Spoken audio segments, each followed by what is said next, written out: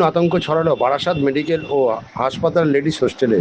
অল্পের জন্য বড়সড় বিপদ থেকে রক্ষা পেল আবাসিকরা। বৃহস্পতিবার সকালে হাসপাতাল সংলগ্ন লেডিস হোস্টেলে একটি ঘর থেকে ধোঁয়া বেরোতে দেখা যায়। আতঙ্কিত হয়ে পড়েন আবাসিকরা। খবর দেওয়া হয় দমকলকে। তড়িঘড়ি এসে পৌঁছায় দমকলের কর্মীরা। হাসপাতালের তৎপরতায় ও দমকলের একটি ইঞ্জিনের তৎপরতায় আগুন দ্রুত নিয়ন্ত্রণে আসায় বড়সড় বিপদ এড়ানো গেছে বলে সম্ভব হয়েছে। অ্যাকচুয়ালি 8টা নাগাদ, 8:05 এই সময় নাগাদ হসপিটাল এনটিএস বিল্ডিংয়ে স্টুডেন্টদের একটা রুমের মধ্য থেকে ধোঁয়া দেখা যায়।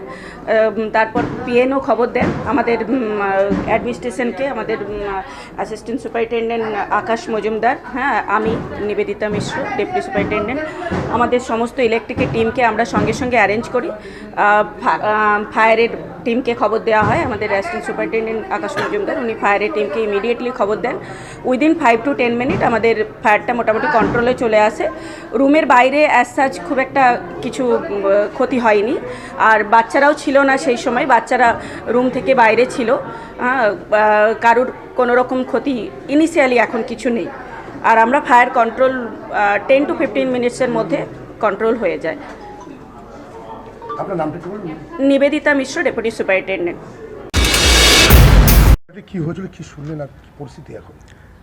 আমরা 8:15 নাগাদ কল রিসিভ করি যে বারাসাত হসপিটালের সংলগ্ন একটা বিল্ডিংয়ে ফায়ার হয়। তো আমাদের গাড়ি যখন আসে তখন এসে দেখছে যে নিউ গার্লস হোস্টেল বিল্ডিং, যেটা নার্সিংয়ের, তো G+2 বিল্ডিংটা আছে হোস্টেল বিল্ডিং, ফার্স্ট ফ্লোরে একটা রুমে ফায়ার ইনভলভ হয়। আমাদের টিম খুব তাড়াতাড়ি গিয়ে কাজ করে এবং ফায়ার এখন আউট হয়ে গেছে। কোনো হতাহতর কোনো খবর নেই। আপনারা যখন এসেছিলেন তখন কি পরিস্থিতি ছিল? তখন প্রচণ্ড স্মোক, কালো ধোঁয়া ওখান থেকে বেরোচ্ছিল। আমাদের এন্ট্রি নিতে একটু সমস্যা হয়, কিন্তু যাই হোক ওনারা খুব সাহসের সাথে কাজ করে এবং খুব তাড়াতাড়ি ফায়ারটাকে অ্যারেস্ট করা হয়। ওই রুমের মধ্যেই ফায়ারটা ছিল, কোনো রকমভাবে ছড়িয়ে পড়ার কোনো সুযোগ হয়নি। অ্যারেস্ট হয়ে গেছে ফায়ার। রুমের কিছু জিনিসপত্র ক্ষয়ক্ষতি হয়েছে, এমনি কেউ আহত হননি। এই আগুনটা কীভাবে লাগলো বুঝতে? না, বোঝা যাচ্ছে না, কারণ রুমে এবং আশেপাশে কেউ ওই সময় উপস্থিত ছিলেন না।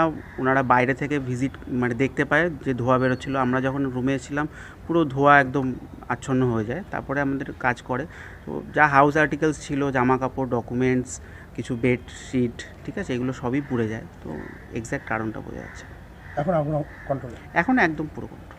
আপনার নাম আর একটু পরিচয়টা বলবেন? আমার নাম Subhajit Lodh, station officer, Barasat fire station.